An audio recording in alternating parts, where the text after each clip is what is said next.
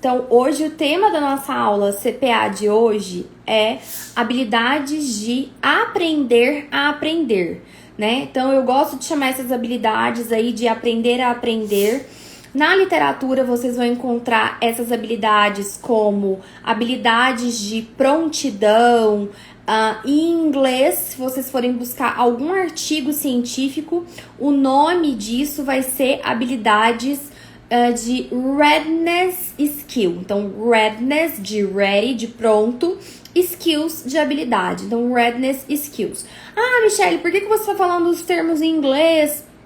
Eu estou falando dos termos em inglês que é para que vocês possam se familiarizar com esses termos, para quando vocês quiserem fazer alguma pesquisa em inglês, vocês possam já ter algumas habilidades de ter conhecimento de algumas palavras-chave que possam ajudar vocês, guiar vocês nesse processo de busca e de compreensão, tá?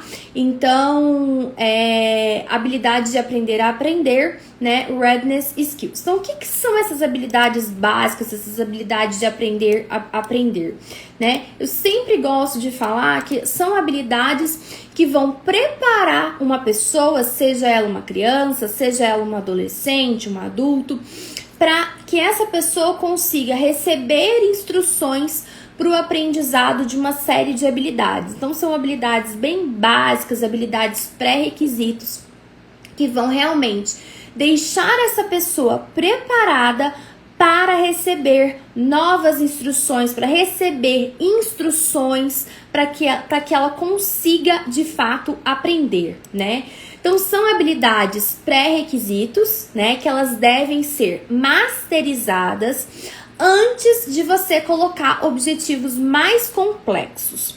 Então, o que é o grande problema? O grande problema é que as pessoas, elas comumente querem ensinar habilidades que as crianças, elas não estão prontas para aprender, tá? Então, principalmente, quanto mais velhas essas crianças ficam, quando elas entram na idade pré-escolar, 2, 3, 4 anos, as pessoas querem muito ensinar habilidades acadêmicas, elas querem ensinar habilidades de letras, saber números e outras coisas, e elas se esquecem que essas crianças com atraso no desenvolvimento, elas têm falhas, elas têm déficits muito grandes no desenvolvimento das suas habilidades. Então, elas não estão prontas para essas instruções, para esses ensinos que as pessoas querem dar para elas. Por mais que, às vezes, essas habilidades elas sejam muito simples na cabeça de quem está ensinando, né? Mas elas são muito complexas na cabeça de quem está aprendendo, que são as crianças com atraso no desenvolvimento. Então, a ausência dessas habilidades básicas que nós vamos tratar aqui, eu já vou contar para vocês quais são, elas vão impedir a aquisição de outras habilidades. Então, a gente precisa começar pelo ensino dessas habilidades básicas para que a gente possa conseguir ir para habilidades mais complexas. Então, o ensino dessas habilidades de aprender a aprender, né, essas habilidades de prontidão, vão ser os primeiros passos que a gente precisa trabalhar em uma intervenção, tá bom? Então, vamos descobrir, então, que habilidades são estas, né? Quais habilidades são estas? Olha só, são 6 habilidades que nós precisamos, que são fundamentais para o processo de aprender a aprender, né? A primeira delas é sentar à mesa, né? A criança conseguir permanecer sentada. As crianças, quando elas vão para a escola, aos 2, aos 3, aos 4 anos, por mais que existam muitas atividades onde as crianças sentam no chão, existe muitas outras atividades em que as crianças elas precisam estar sentadas, né, na cadeira com uma mesa na frente, para que elas façam uma série de atividades. E a gente sabe que um dos maiores desafios, uma das coisas muitas vezes mais difíceis, é justamente fazer com que essa criança ela fique sentada. Então essa é uma das habilidades fundamentais para que ela possa aprender outras habilidades. Um outro ponto é fazer contato visual e olhar quando chamado, né? Então, o contato visual é uma das coisas mais faladas quando a gente fala de autismo. Essa criança, ela não faz contato visual. Essa criança, ela não olha quando a gente chama ela. É, inclusive, um dos pontos para o diagnóstico de autismo, uma das primeiras coisas que o médico vai perguntar, é um dos pontos importantes de triagem do desenvolvimento infantil. Então, é uma habilidade básica para aquisição de outras habilidades mais complexas. O terceiro ponto é a atenção compartilhada, muito falada pelos fonoaudiólogos, pelos psicólogos. Então, a atenção compartilhada, que é justamente essa capacidade de compartilhar interesses, de olhar para algo e voltar a atenção para o adulto, para compartilhar esse algo que a criança está olhando, ou o adulto estar olhando algo e a criança querer olhar também. Então, justamente esse contato visual seria um contato visual mais avançado, né? Onde ela não só ela faz contato visual com alguém, mas ela também compartilha, ela faz essa troca, né? De olhar para o item, olhar, por exemplo, para um brinquedo e compartilhar com o adulto, né? Compartilhar o interesse dela, mudar o olhar dela para buscar realmente esse olhar desse adulto. Então, essa é outra habilidade muito importante. Outra habilidade muito importante é a imitação generalizada. Então, essa capacidade que a criança tem dela imitar ações que ela não foi diretamente ensinada. E as crianças, a gente sabe, elas aprendem por imitação. E com as crianças com atraso de desenvolvimento, como a gente vai ver, eu vou falar de cada um desses pontos de maneira mais detalhada. A gente ensina imitação e a gente ensina imitação de uma maneira mais estruturada, mais roteirizada, para que depois essas habilidades elas sejam aprendidas pela criança e ela seja capaz de imitar ações que não foram diretamente ensinadas para ela. Nós vamos ver mais sobre isso.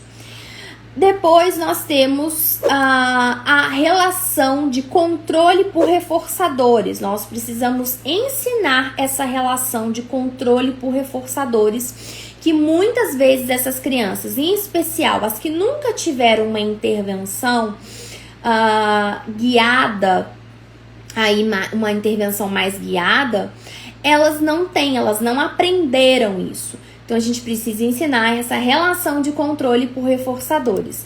Ela também precisa aceitar seguir comandos. Também é outra habilidade básica de aprender a aprender, né? Aceitar a seguir comandos, aceitar seguir instruções, você solicitar, você pedir uma coisa para essa criança e ela, de fato, ela executar. Então, é outra habilidade super importante.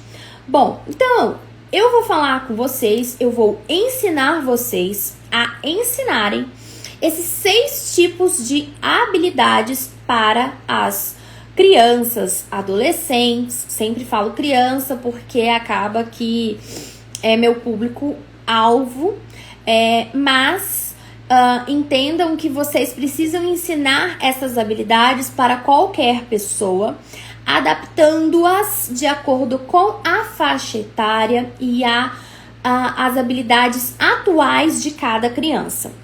Então, pode ser que as crianças que você trabalha já tenham estas habilidades ou tenham elas em algum nível, Você precisa identificar qual nível de habilidades que essa criança ela possui, para que você possa saber da onde você vai pegar para ensinar o que você vai fazer. Então a gente volta lá naquela historinha que a gente sempre fala, processo de avaliação bem feito. Crianças com grandes atrasos na linguagem, precisamos utilizar uma avaliação com foco em avaliação de comportamentos verbais, de comportamentos de linguagem e de comportamentos que são relacionados com a linguagem, que são afetados pela linguagem. Então, instrumentos, como eu sempre recomendo, o VibMap no início de intervenção, né?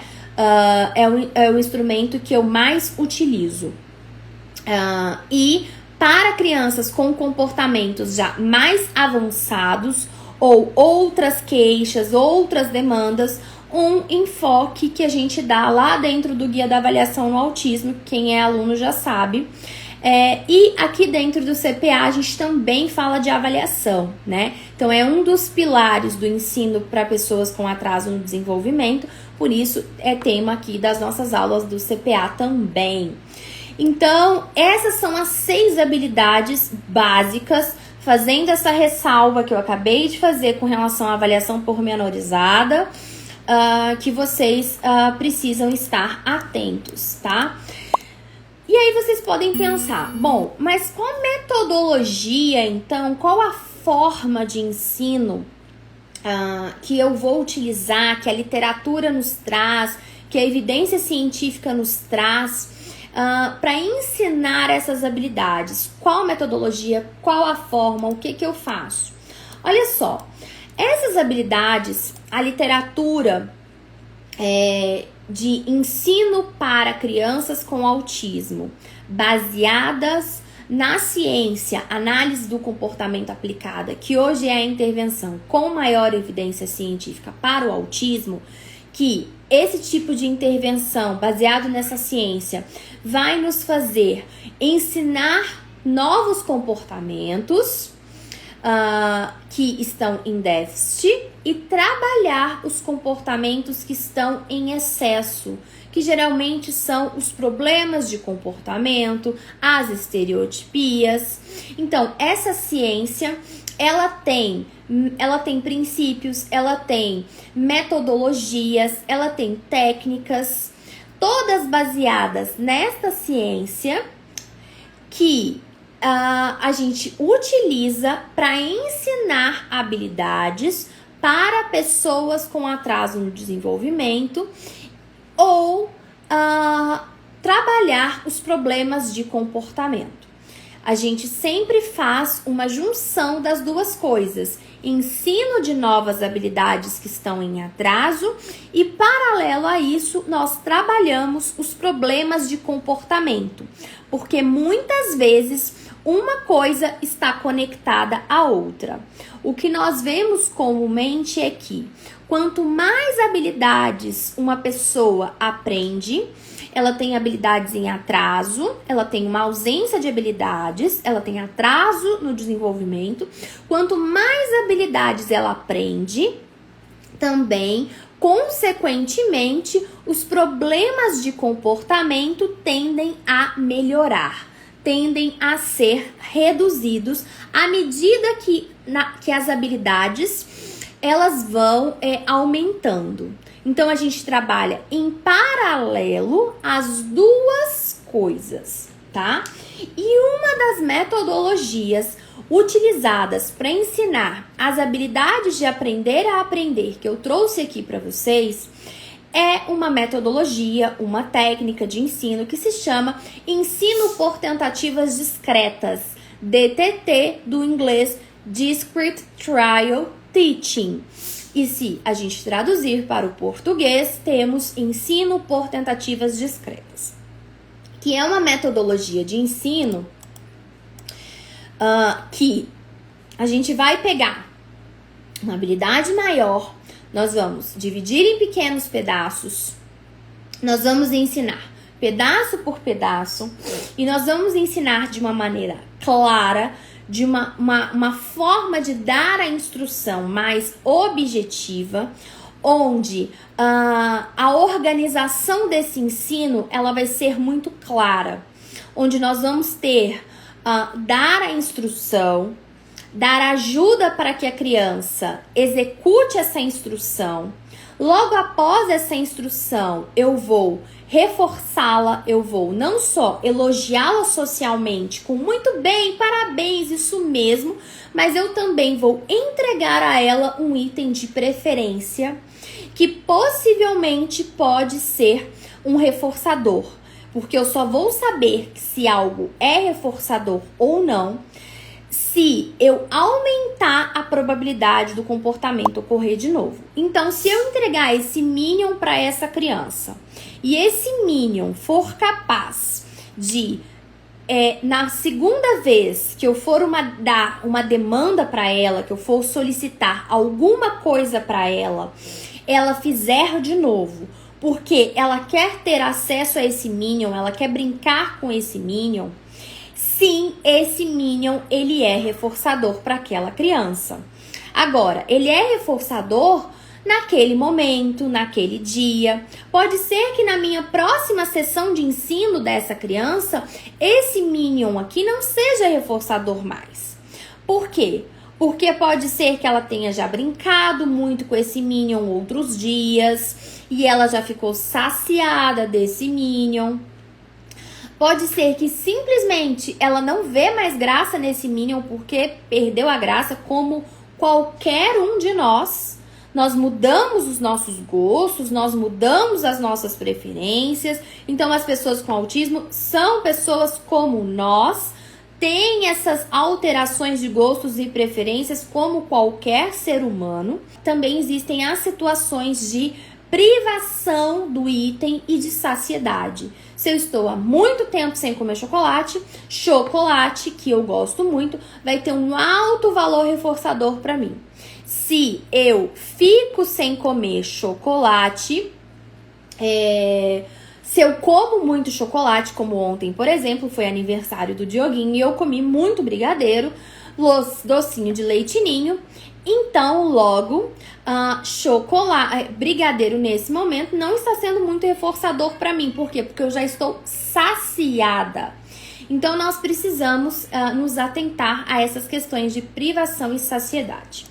Então, o ensino por tentativas discretas vai ter essa forma, essa organização clara de ensino e ensino incidental ou naturalístico, que faz parte também da análise do comportamento, onde nós vamos utilizar de situações do cotidiano, de situações do ambiente natural para promover o ensino dessa criança, para promover a generalização das habilidades. Por quê? Porque uma das grandes críticas do ensino por tentativas discretas é que é um ensino mais, vamos dizer assim, scriptado, organizado, estruturado.